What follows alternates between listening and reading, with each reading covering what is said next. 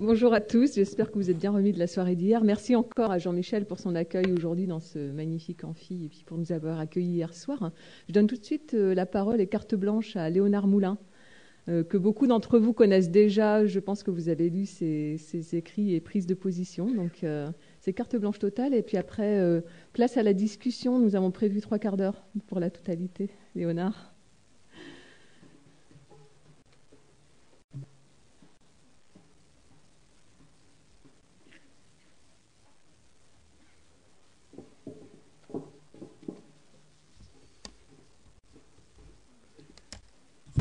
Bonjour à toutes et à tous. Je tiens tout d'abord à remercier la conférence des grandes écoles. Je suis très honoré d'être là aujourd'hui pour parler du financement de l'enseignement supérieur. Pour me présenter en 2 mots, je suis chercheur à l'INED, l'Institut national d'études démographiques, et je suis là au titre de ma fonction de chercheur et également de mon appartenance aux économistes atterrés. Alors, mon propos aujourd'hui est tiré en partie de ma thèse de doctorat qui portait sur le financement de l'enseignement supérieur et plus particulièrement sur l'opportunité d'introduire des frais d'inscription dans l'enseignement supérieur français, et ainsi que d'un livre que j'ai coécrit avec d'autres chercheurs en économie et en sociologie qui s'intitule « Arrêtons les frais pour un enseignement supérieur gratuit et émancipateur ». L'objet d'une partie de mes travaux passés était d'évaluer les effets d'une politique publique, celle de l'introduction de frais d'inscription dans les universités françaises, et ce, dans un contexte de transformation profonde des systèmes nationaux d'éducation, résultant à la fois d'une globalisation de l'enseignement supérieur, de l'autonomie des établissements et du développement d'un marché mondialisé de l'éducation. Loin de ne représenter qu'un enjeu théorique, l'objectif de mes recherches était également, et c'est la raison pour laquelle je suis là aujourd'hui, d'alimenter le débat public existant en France concernant l'opportunité d'introduire des frais d'inscription. Ma présentation va être structurée en 3 temps et vise à présenter les enjeux, les limites et les alternatives à un financement de l'enseignement supérieur français qui reposerait sur les contributions individuelles. Dans un premier temps, alors que dans la majorité des établissements d'enseignement supérieur, les frais d'inscription demeurent très faibles, je montrerai en quoi la question de l'introduction des frais d'inscription se trouve au cœur d'un vrai débat de société. Dans un deuxième temps, je présenterai pourquoi, au-delà de la simple question du financement, les frais d'inscription sont souvent présentés comme la solution miracle aux difficultés que rencontrerait l'enseignement supérieur français. Face à chaque argument, j'opposerai les limites qu'un tel mode de financement peut soulever. Enfin, dans un troisième et dernier temps, je ferai état des différents modèles de financement de l'enseignement supérieur qui existent à l'étranger, afin d'en tirer les enseignements pour poser les bases d'un autre mode de financement de l'enseignement supérieur en France. Alors, en Europe et dans le monde, la tendance est au développement des politiques de l'enseignement supérieur qui sont fondées sur l'introduction ou sur le relèvement des frais d'inscription. Ces politiques se heurtent souvent aux contestations étudiantes, que ce soit dans les pays qui ont adopté ces politiques de longue date, comme aux États-Unis ou au Chili, ou dans les pays qui s'inscrivent dans un processus de hausse continue des frais d'inscription, comme en Angleterre ou au Québec. Ainsi, aux États-Unis, dans lesquels les universités sont souvent montrées en exemple, notamment parce qu'elles occupent 16 et 20 premières classes du classement de Shanghai, l'accroissement de la dette étudiante et du taux de défaut associé a contribué à la mobilisation des étudiants lors du mouvement Occupy Wall Street en 2012. De la même manière, au Royaume-Uni, des mouvements sociaux de grande ampleur ont suivi l'annonce du gouvernement de relever les frais d'inscription à l'automne 2010, et d'importantes manifestations ont également lieu au Québec en 2012 qui ont conduit à la chute du gouvernement. Ces quelques exemples, parmi de nombreux autres, témoignent du fait que la question des frais d'inscription est au cœur du débat social. Alors il est utile de rappeler que ces politiques ont d'abord été prescrites il y a maintenant près de 30 ans aux pays en voie de développement par les organisations internationales. C'est la Banque mondiale qui est la première à se doter d'une véritable doctrine en matière de réforme des systèmes d'enseignement supérieur. Les données du problème sont alors les suivantes. Alors même que l'éducation apparaît comme un levier essentiel de la croissance économique, les pays en développement connaîtraient un sous-investissement éducatif chronique dont les effets seraient renforcés par l'accroissement constant du nombre de jeunes en âge d'étudier. Cette pénurie de moyens va s'imposer comme la base du diagnostic commun à tous les projets de réforme de l'enseignement supérieur. Si celui-ci est en crise partout dans le monde, le problème réside dans l'inadaptation du système de financement.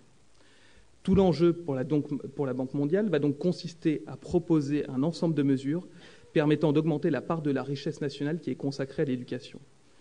Cela étant, il n'est évidemment pas question pour la Banque mondiale de préconiser une hausse des dépenses de l'État, puisque la contrainte budgétaire et le niveau d'endettement public constituent un état de fait qui apparaît indépassable. Pour ce faire, la Banque mondiale part alors du postulat suivant: l'écart entre la rentabilité individuelle ou privée et la rentabilité sociale de l'éducation est beaucoup plus grand au niveau de l'enseignement supérieur qu'au niveau de l'éducation de base.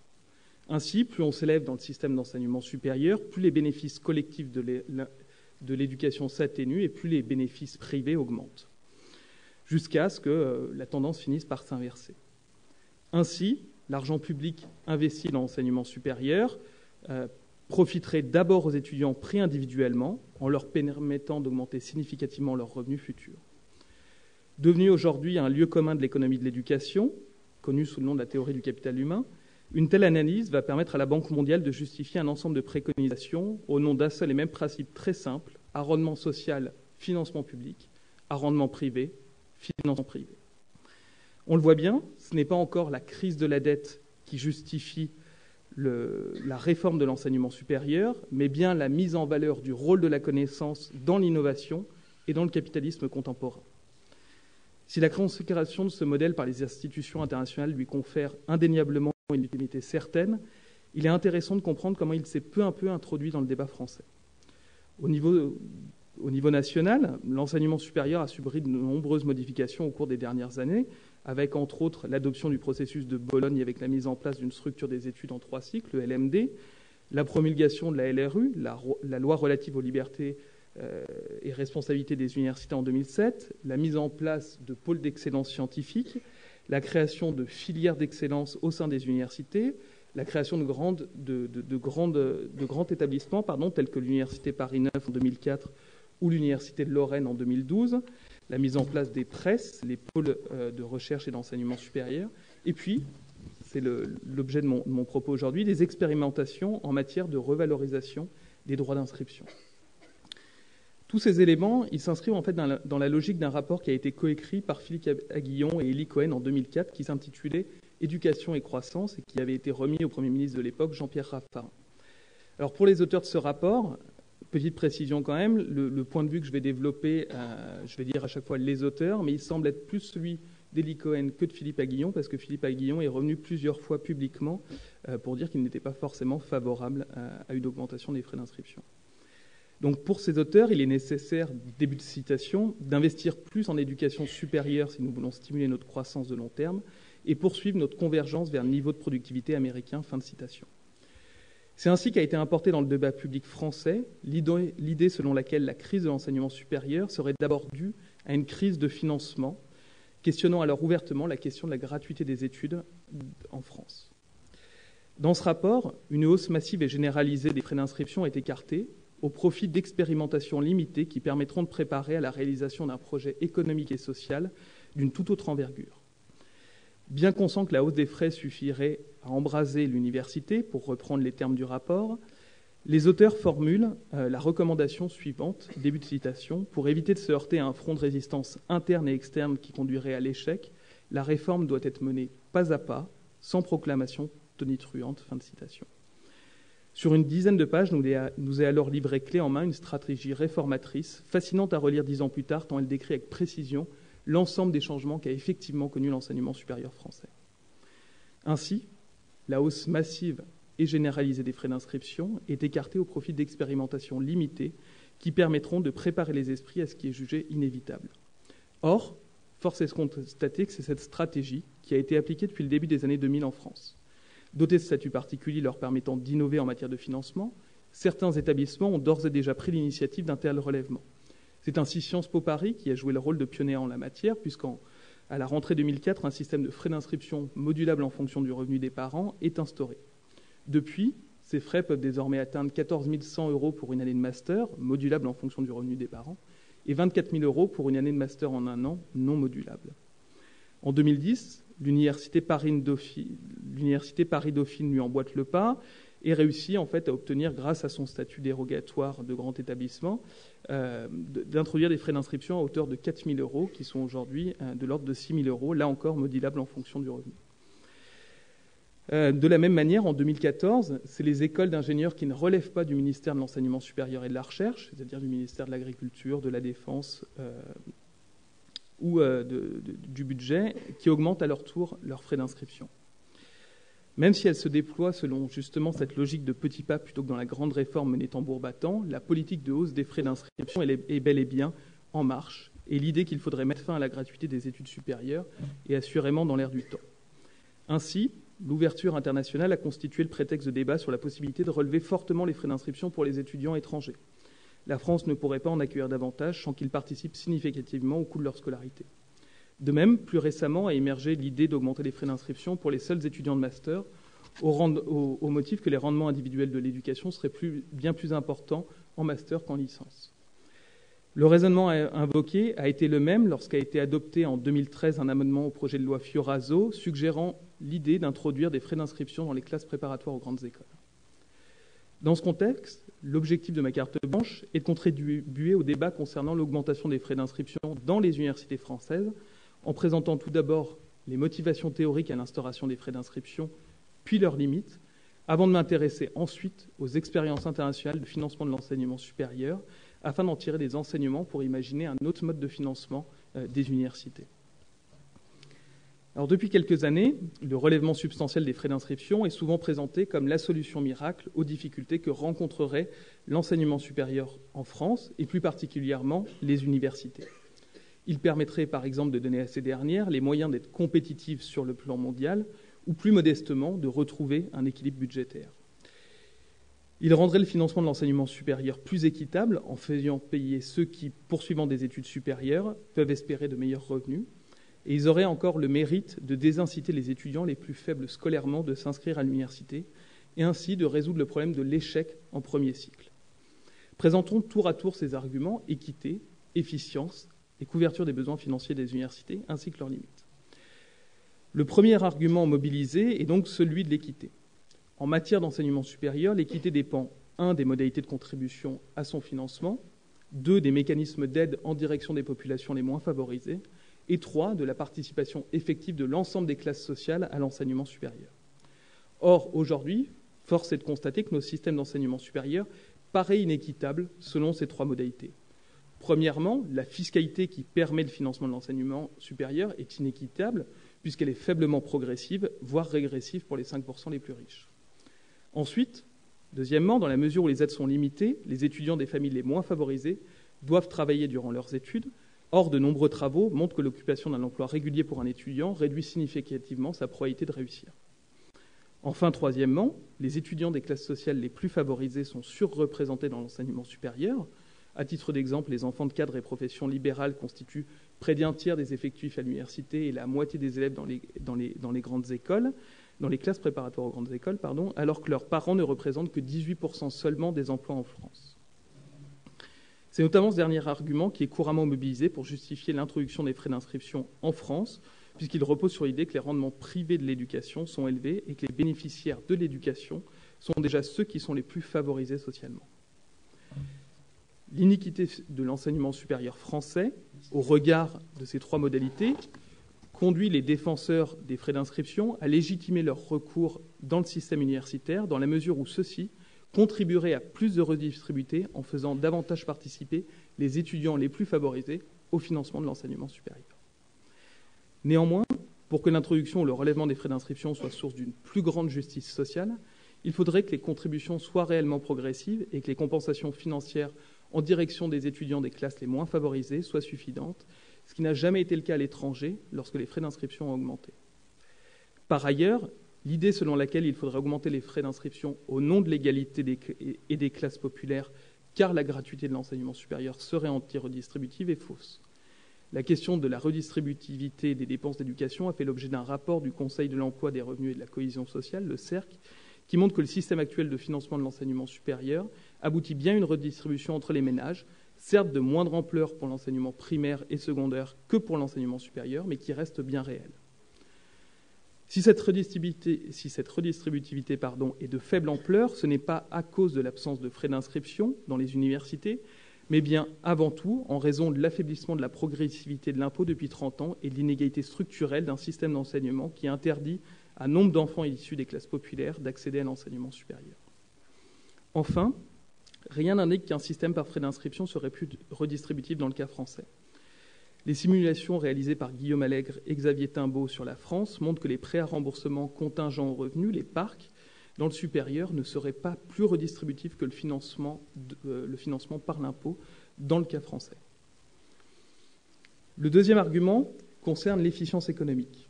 En instaurant un prix plus proche du coût de la scolarité de l'étudiant, certains économistes supposent l'existence de 3 effets. Premièrement, un effet de sélection des étudiants. Les étudiants seraient découragés de s'inscrire dans des formations pour lesquelles ils estiment que leurs chances de réussite sont faibles.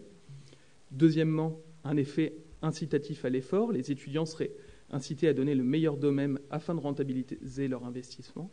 Et troisièmement, un effet d'orientation des étudiants dans le choix d'un cursus, puis dans celui d'un débouché professionnel.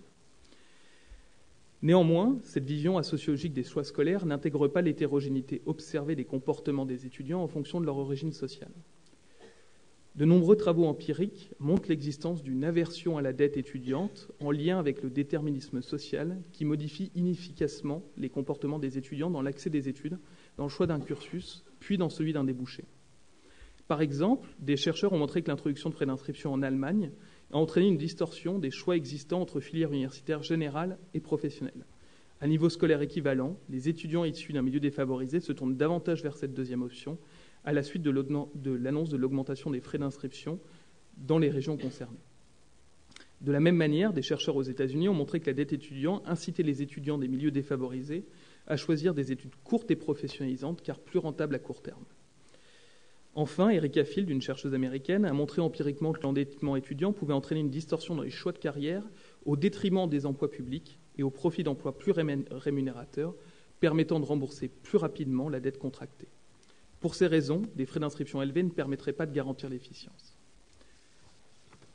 Enfin, le troisième et dernier argument en faveur des frais d'inscription, qui paraît tautologique, c'est la nécessité d'accroître les moyens qui sont consacrés à l'enseignement supérieur. L'enseignement supérieur serait sous-financé au regard des pratiques institutionnelles d'autres pays. À titre d'exemple, la France consacre 1,5% de son PIB à l'enseignement supérieur, contre 2,9% aux États-Unis. Certains économistes défendent alors l'idée que les frais d'inscription permettraient de subvenir à ces besoins financiers. Or, les expériences d'introduction de frais d'inscription ou de relèvement à l'étranger montrent que l'État tend généralement à se désengager du financement de l'enseignement supérieur à mesure que les frais d'inscription prennent le relais. Par exemple, au Royaume-Uni, entre 2005 et 2008, les dépenses pour l'enseignement supérieur de l'État ont diminué de 18%, pendant que les dépenses des ménages augmentaient de 54%. De plus, les mécanismes d'accompagnement des frais d'inscription peuvent avoir un coût très important pour les finances publiques. C'est ainsi que le triplement du niveau des frais d'inscription au Royaume-Uni en 2012, qui s'est accompagné d'une baisse des subventions aux établissements de 40%, risque, à la suite de l'augmentation du taux de défaut sur les prêts étudiants pour lequel l'État se porte garant, de coûter plus cher que l'ancien système au gouvernement. Il en va de même aux États-Unis, où la dette étudiante a dépassé 1 400 milliards de dollars, ce qui est un montant équivalent au volume des subprimes en 2007, qui représentait à l'époque 12% des prêts hypothécaires total, et où le taux de défaut est supérieur à 11%, faisant peser un risque significatif sur les finances publiques. Le gouvernement rembourse d'ailleurs chaque année plusieurs milliards à des agences de recouvrement privées. Enfin, la concurrence tend à promouvoir des dépenses peu productives, telles que des dépenses en marketing, de lobbying, de projets d'expansion ou d'octroi de primes. Pour terminer, notons qu'une tarification des études pourrait accroître la polarisation de l'enseignement supérieur, notamment en matière de ressources. Une partie des universités regrouperont une part très importante des moyens en attirant à la fois les étudiants les plus fortunés et les subventions les plus importantes, tandis que les autres, situés dans des bassins de recrutement moins favorisés, attireront uniquement les étudiants issus des milieux populaires. Un tel phénomène a été observé empiriquement au Chili lors de la mise en concurrence des universités en 1981 ou plus récemment aux États-Unis. Alors que le financement de l'enseignement supérieur par le biais des frais d'inscription présente des limites importantes, existe-t-il d'autres manières de financer l'enseignement supérieur ? Pour répondre à cette question, je me suis intéressé aux différentes expériences internationales en la matière. En comparant la part relative du financement public et privé de chaque pays, le montant des frais d'inscription, le niveau et les conditions d'attribution des mécanismes d'accompagnement, les bourses et les prêts principalement, ainsi que les taux d'accès et de réussite dans chaque pays, il est possible de mettre en évidence 3 grands types de régimes institutionnels. La classification des différents systèmes nationaux d'enseignement supérieur en 3 groupes de pays s'inscrit dans le courant théorique des formes d'État-providence d'Esping-Andersen. Cette typologie est utilisée notamment pour mettre en lumière les différences significatives entre systèmes, étudiées à l'aide des variables citées. Elle distingue 3 régimes de protection sociale ancrés dans des traditions politiques nationales, résultant d'arrangements entre l'État, le marché et la famille. Alors, le premier régime est celui de type libéral, adopté par exemple en Australie, au Canada, au Chili, aux États-Unis ou au Royaume-Uni. Donc, les pays de ce modèle se caractérisent par des frais d'inscription élevés, par un financement principalement privé de l'enseignement supérieur, par l'existence d'un marché des prêts étudiants et par des bourses relativement limitées et orientées en direction des étudiants les plus défavorisés, rétablissant une certaine conception de la justice sociale, et ou plus méritant, et là rétablissant alors privilégiant plutôt une vision méritocratique. L'éducation, dans ces pays, est vue au prisme de la théorie du capital humain.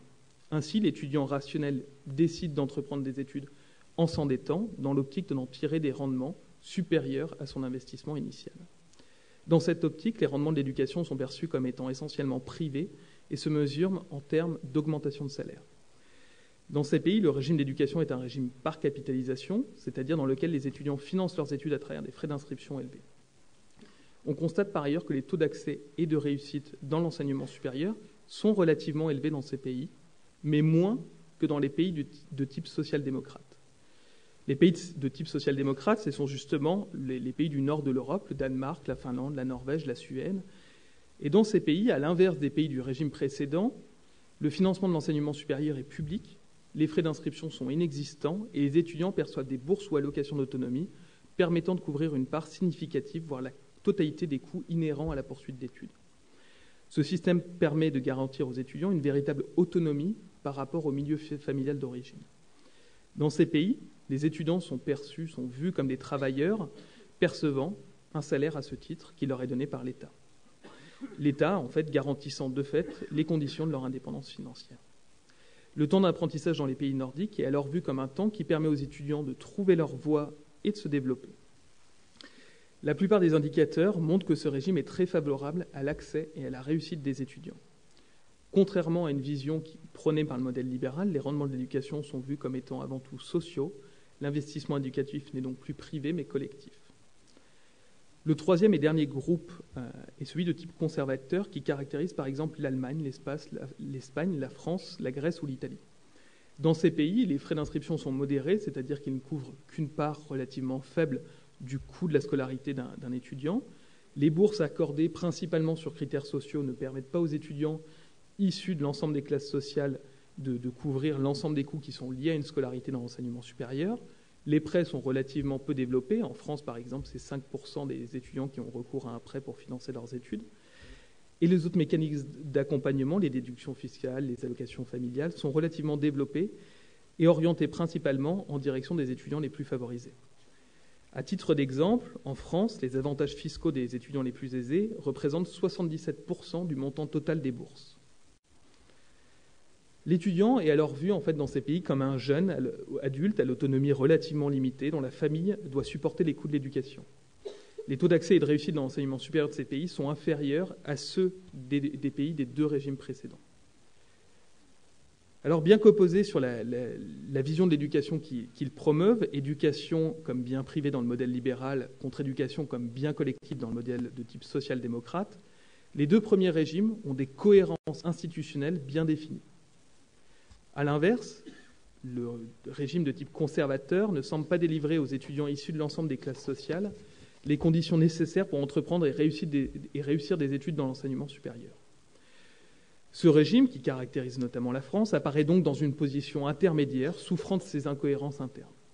En effet, alors que le régime social-démocrate privilégie l'égalité, en donnant les conditions matérielles à tous les étudiants d'accéder et de réussir dans l'enseignement supérieur, et que le régime libéral tend à privilégier une certaine forme d'efficience via l'utilisation des mécanismes marchands, le régime conservateur ne permet pas de garantir ni une forme d'égalité, ni une forme d'efficience. Et c'est d'ailleurs pour cela que se pose ouvertement la question des frais d'inscription dans ce type de pays. Comme je l'ai montré au début de cette carte blanche, en France, différents éléments montrent que le modèle tend à se transformer peu à peu pour tendre vers la voie des pays qui relèvent du modèle libéral. Néanmoins, ces transformations modifient en profondeur le système d'enseignement supérieur. N'est-il alors pas possible de penser l'enseignement supérieur différemment et d'aller vers la voie ouverte par les pays de type social-démocrate.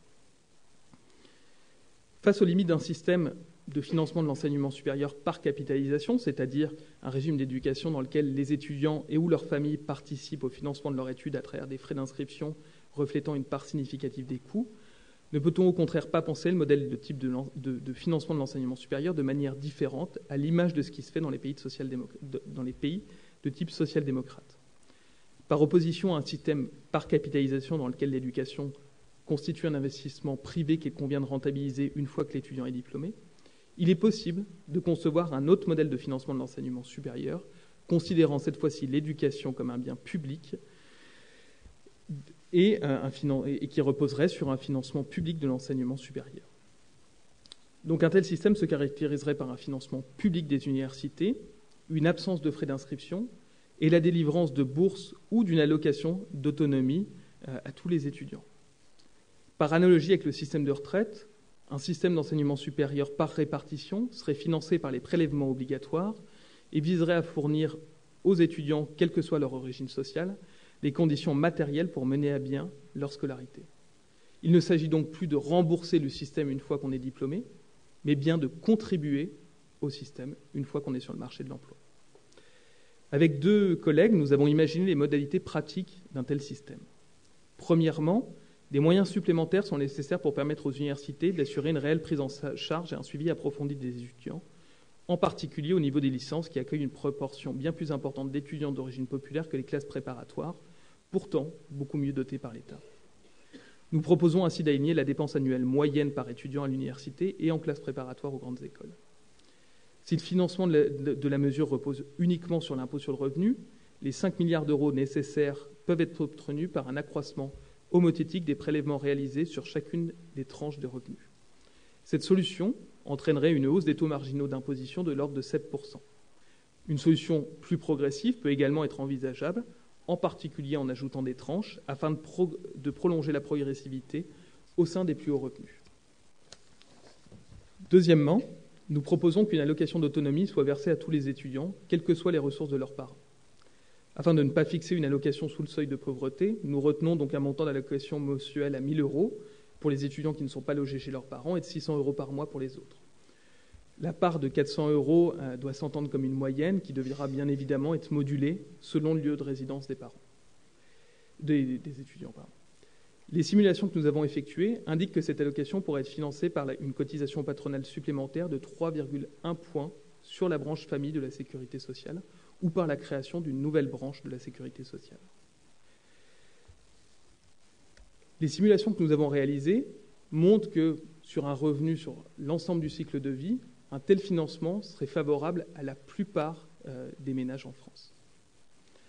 En conclusion, le financement d'un tel système constitue donc une dépense importante, de l'ordre de 24 milliards d'euros, ce qui revient à doubler le budget accordé à l'enseignement supérieur, mais représente, à titre d'exemple, à peine la moitié des intérêts associés au coût de la dette, ou encore moins de la moitié de l'hypothèse même de l'évasion fiscale des multinationales. Mais un tel système nécessite, avant son coût, de penser l'enseignement supérieur de manière relativement différente, en le considérant non plus comme un coût qu'il convient à tout prix de réduire, mais comme un investissement collectif qui bénéficie à l'ensemble de la société. Je vous remercie.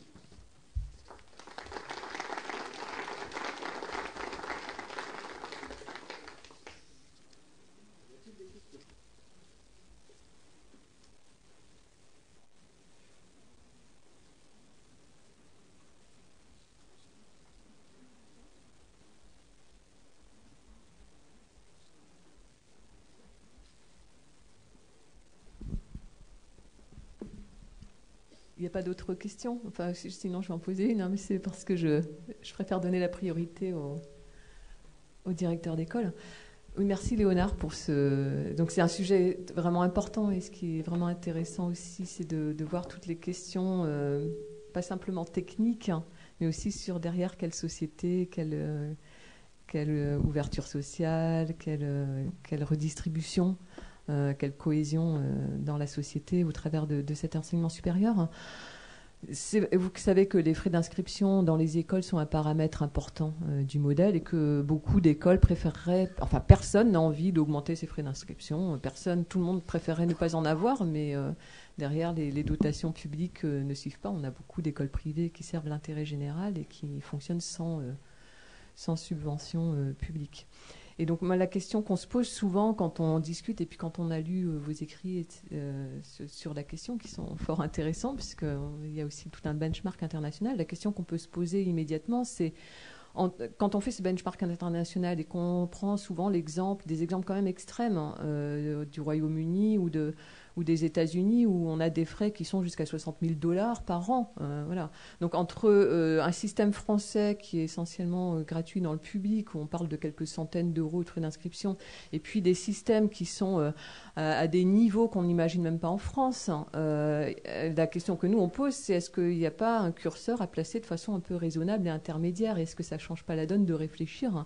Parce que nous, on parle de quelques milliers d'euros de frais d'inscription. Ça monte au maximum pour toute la scolarité à 40 ou 45 000 euros de frais d'inscription. On est loin des 60 000 euros. Donc, est-ce qu'il n'y a pas le débat n'est-il pas un peu faussé parce qu'on prend ces exemples extrêmes? Et deuxième question, quand vous valorisez le domaine, c'est une vraie question, hein, ma deuxième question, quand vous valorisez le modèle des pays scandinaves, hein, on nous a dit aussi que dans ce système-là, les filières qui étaient les plus attractives, même si elles sont gratuites, etc., se trouvaient, en fait, le problème se trouvait déplacé en amont. C'est-à-dire qu'en amont de l'entrée dans ces filières-là, il y a des systèmes de prépa privés, etc.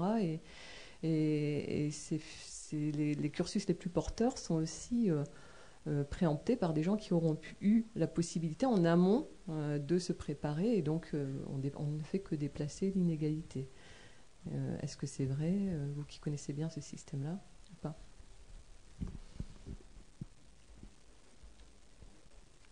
On prend une série de questions, je réponds. Allez-y, au fur et à mesure, ça va bien. Merci. Donc, Mamed Drissi, INSADREN. Donc, je voulais juste, c'est vrai, je ne sais pas si c'est un débat de curseur, lorsqu'on va parler davantage un peu des frais d'inscription, etc. Mais j'aimerais bien qu'on interroge aussi le modèle pédagogique, parce qu'il y a effectivement le modèle économique, et le modèle pédagogique, il n'est pas si indépendant du premier. Et donc voilà, j'aimerais bien aussi avoir votre regard en essayant d'interroger un peu les deux modèles et comment les deux peuvent travailler ensemble pour pouvoir accompagner à la fois les besoins, je dirais, socio-économiques, et notamment des entreprises, mais également aussi les fragilités de la société. J'ai une autre question. Est-ce que vous voulez prendre toutes les questions ou répondre au fur et à mesure? On peut prendre toutes les questions. Allez-y, monsieur, s'il vous plaît. Vous vous présentez pour la prise de notes, puisqu'il y a des actes après qui sont rédigés. Merci. Louis Joigny, ESIEA. On a parlé d'économie. On a défini les entrées du système. Je n'entends pas parler de valeur ajoutée et de mesures de rentabilité, puisqu'on parle d'économie, du système. Je suis assez choqué des fois d'entendre des universités nous dire « Ah oui, à des parents d'élèves, ils trouvent un job après 9 ou 12 mois. » Et en se disant « C'est très bien. » Donc, pour moi, comment mesureriez-vous l'argent, l'optimisation et le résultat de ces universités, de ces écoles, à qui l'État, nous, allons donner de l'argent? Et est-ce que ce n'est pas la porte ouverte à toute une série de centres de formation qui vont simplement faire entrer des étudiants, prendre de l'argent, mais ne pas les placer? Parce que, encore une fois, je crois qu'il y a un gros débat en France qu'on n'a pas couvert, c'est que l'université, c'est simplement la connaissance, et les grandes écoles, c'est de mettre des gens opérationnels sur le terrain pour des entreprises. Et que donc, l'université, c'est n'importe qui peut y rentrer, peut passer 2, 3 ans, 4 ans, etc., et simplement avoir de la connaissance, mais pas obligatoirement un job à la sortie. est-ce que cette question est posée? Est-ce que du coup, on est obligé de fondamentalement, en France, se dire l'enseignement supérieur, c'est de l'économie, donc c'est des gens qui travaillent? Oui, Denis Guibard, directeur de Télécom, École de Management. Je vais essayer une question très courte et qui reprend peut-être un peu les propos précédents ou qui se les croise. Dans le modèle social libéral ou nordique, quel est le dispositif de régulation des flux, notamment des flux d'étudiants? Dans le modèle libéral, je comprends que c'est le modèle, c'est la régulation économique.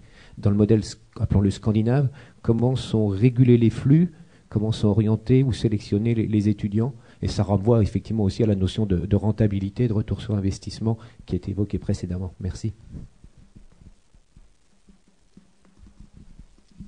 Merci beaucoup pour toutes ces questions. Je vais essayer de répondre dans l'ordre. Sur la première, sur l'idée d'avoir un curseur de frais d'inscription. En fait, ce que j'essaye de défendre, à travers les travaux que j'ai menés, à travers les conclusions que j'en ai tirées, c'est le fait qu'on a vraiment deux types de régimes qui ont leur cohérence interne. Le régime libéral, ce que je montre dans mes travaux, c'est qu'il arrive à avoir des taux d'accès et de réussite à l'enseignement supérieur qui sont relativement importants. Légèrement moins que les pays du nord de l'Europe, mais en fait c'est un système qui marche.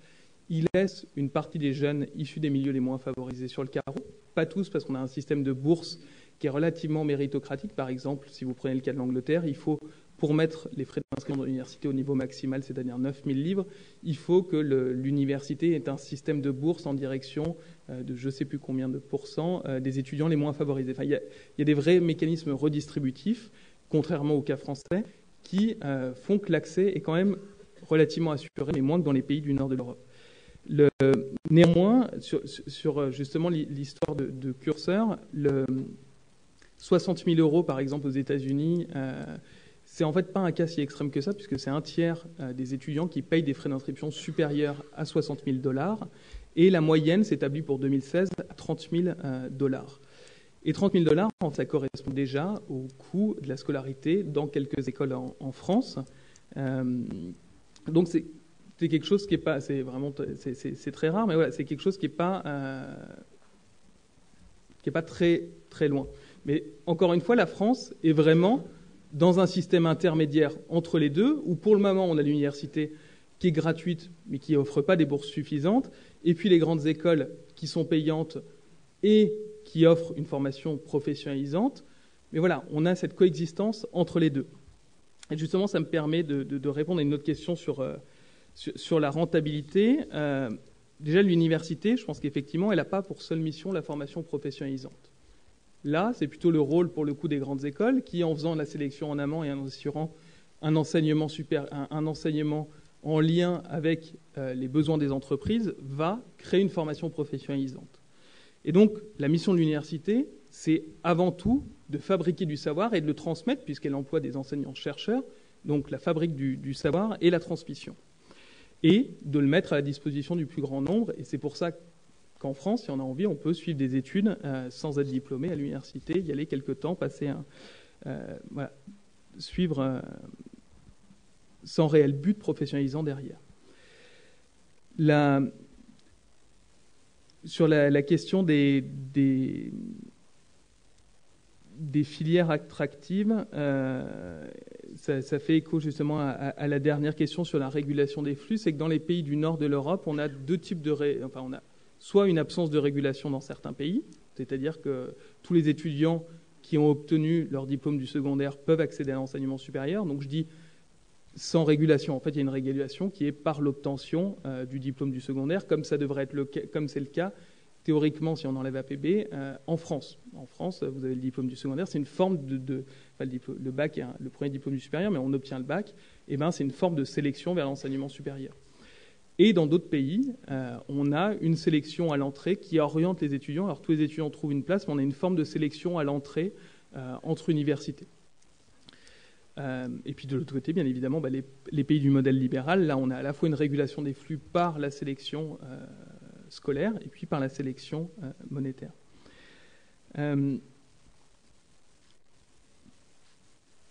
Pour développer un point de vue un peu plus général sur l'ensemble de ces questions, je pense que le problème, il est aussi évidemment en amont. C'est que l'institution scolaire, dans le primaire et dans le secondaire, elle reproduit et elle légitime les inégalités scolaires. C'est la thèse développée par Bourdieu et Passeron dès 1964. Et en fait, tous les travaux qui portent aujourd'hui sur cette question montrent que le système éducatif ne fait que reproduire les inégalités sociales. Or, aujourd'hui, on arrive dans un système secondaire qui quasiment n'élimine plus. Il n'y a plus la fonction qu'avait, par exemple, la classe de 3e, de classe tampon entre les différentes filières. Elle n'existe quasiment plus aujourd'hui. Et on se retrouve avec, du coup, l'enseignement supérieur qui doit jouer ce rôle de sélection, de tri, qui avant était fait par l'enseignement secondaire. Ce qu'on peut imaginer, c'est de refonder le lycée. C'est notamment développé par le groupe de recherche sur la démocratisation scolaire qui propose d'avoir un bac de culture générale, de supprimer l'ensemble des filières d'accès au baccalauréat pour justement faire en sorte qu'on enlève le plus possible les inégalités sociales qui existent dans l'enseignement secondaire et qu'on permette que le supérieur, ce soit une voie d'accès pour tous, et cette fois-ci en fonction du mérite, mais non plus en fonction de la reproduction des inégalités.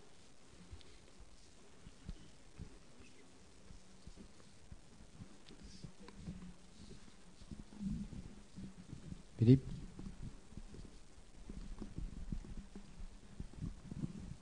Bien. Y a-t-il éventuellement une dernière question pour monsieur ? Ah, d'accord. Oui, Mohamed Arfi de France Stratégie. Juste, je reviens sur un point qui est implicite dans votre présentation et je souhaitais juste avoir votre avis.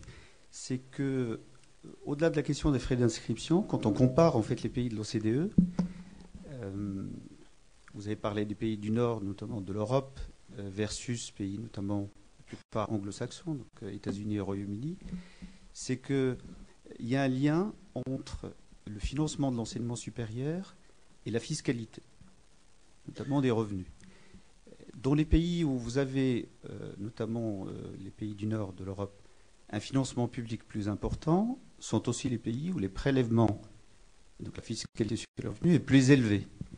Alors que dans les autres pays, notamment si on pense aux États-Unis, effectivement, les étudiants payent leur scolarité presque au coût complet pendant leur scolarité.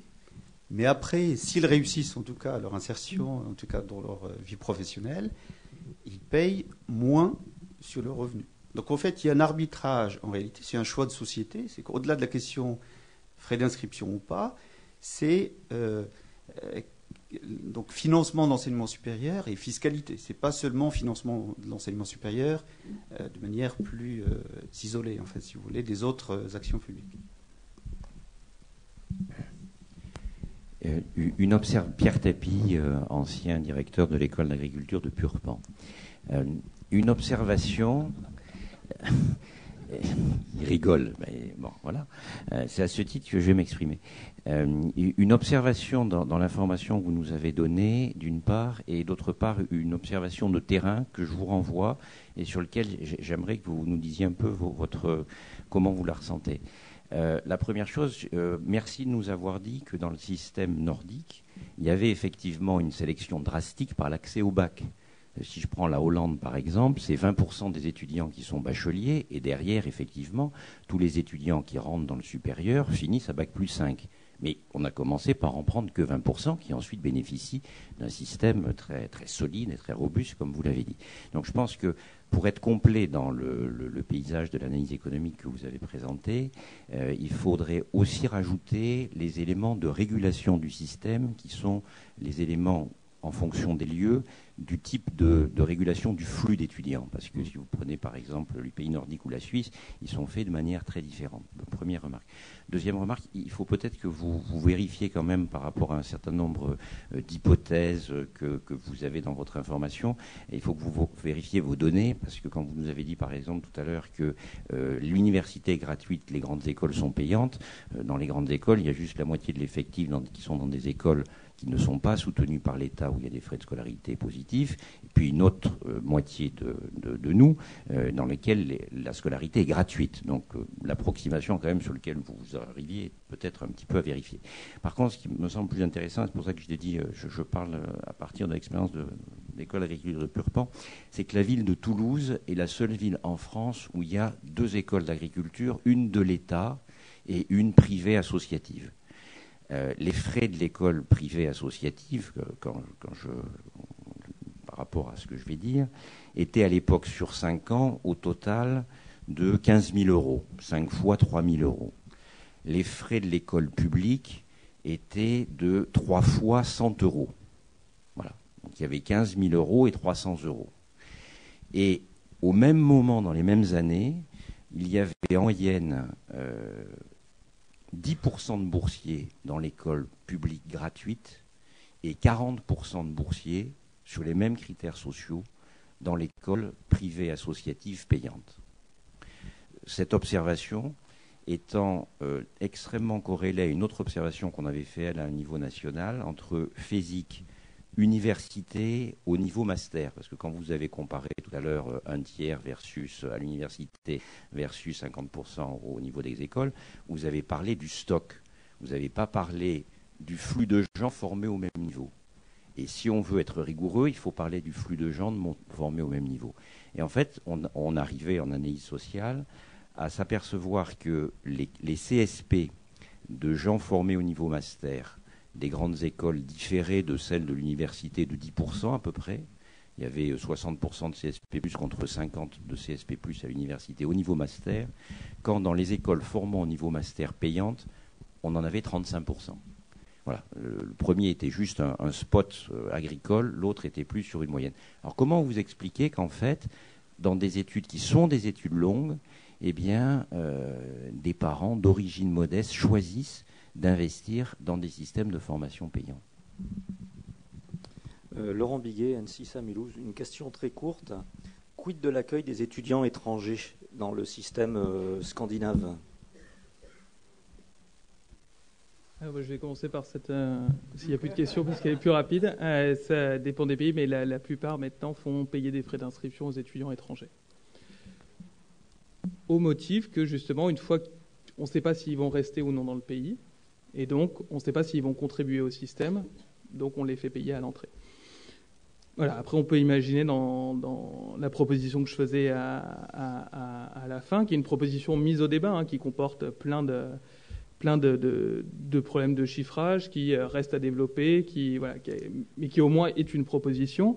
On pourrait imaginer que les étudiants étrangers ne payent pas de frais d'inscription et puis contribuent au système français, qu'on ait, c'est le rêve de Thomas Piketty, mais qu'on ait une fiscalité mondiale qui permette ensuite de faire contribuer ces étudiants en fonction du pays là où ils ont été diplômés.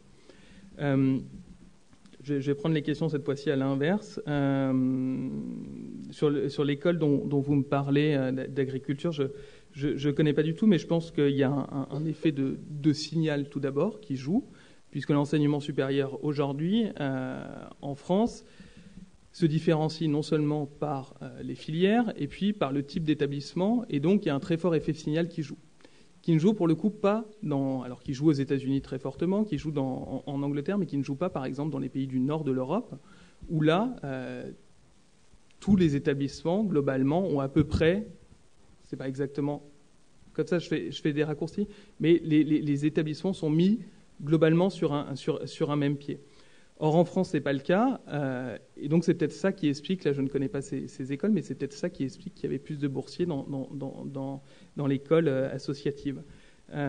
Effectivement, j'ai fait une approximation sur gratuite payant, mais de la même manière, j'ai fait une approximation en disant que l'université est gratuite, ce qui est totalement incorrect. Il y a de nombreux diplômes d'université qui aujourd'hui sont payants au sein même des universités. Il y a effectivement des grandes écoles qui sont gratuites, des écoles publiques d'ingénieurs ne relevant du ministère de l'Enseignement supérieur sont gratuites, les frais d'inscription sont à 600 €. Voilà. Par contre, effectivement, juste une précision aussi pour vous répondre sur le taux de CSP, si on regarde au niveau national, pour le coup, entre filières, il y a une différence, effectivement, entre enfants de cadre, enfants d'ouvriers, si on prend très schématiquement. Et on s'aperçoit que dans les filières, c'est exactement la même chose. Dans les filières scientifiques et dans les filières de sciences humaines, la répartition n'est pas la même que globalement. Et puis pareil, quand on s'élève dans les niveaux, on n'arrive plus du tout à la même chose. Sur Sur la régulation des flux entrants, je termine la réponse que je vous donne. Sur la régulation en Hollande à 20%, je n'ai pas pris le cas de la Hollande, j'en ai pas parlé spécifiquement parce que justement, il est un peu entre les deux. Il a un système sélectif très fort à l'entrée et de la même manière, il y a des bourses importantes. En revanche, sur les pays que j'ai cités du nord de l'Europe, le taux de sélection est beaucoup moins important avec le baccalauréat, enfin l'équivalent du baccalauréat. Pour répondre sur globalement sur le propos que je défendais, effectivement, c'est pas uniquement la question des frais d'inscription en tant que mode de financement, mais c'est relié, ce que vous disiez, c'est exactement l'argument que j'ai développé à la fiscalité. C'est que dans les pays de type libéral, la fiscalité globale est moins élevée, la contribution est moins élevée pour l'enseignement supérieur, et puis on rembourse pour le coup, de manière privée, on contribue au système de manière privée via la fiscalité, alors que la fiscalité, du coup, est beaucoup plus socialisée. C'est tout le monde qui contribue dans le cadre d'une progressivité dans les pays du nord de l'Europe. Et c'est ça qui fait toute la différence. C'est est-ce qu'on choisit que les bénéficiaires de l'enseignement supérieur, eh bien, ils contribuent individuellement au financement de l'enseignement supérieur ou au contraire, est-ce qu'on considère que les rendements sociaux de l'éducation, et ils sont nombreux, font qu'on doit faire reposer le financement de l'enseignement supérieur sur l'ensemble de la collectivité.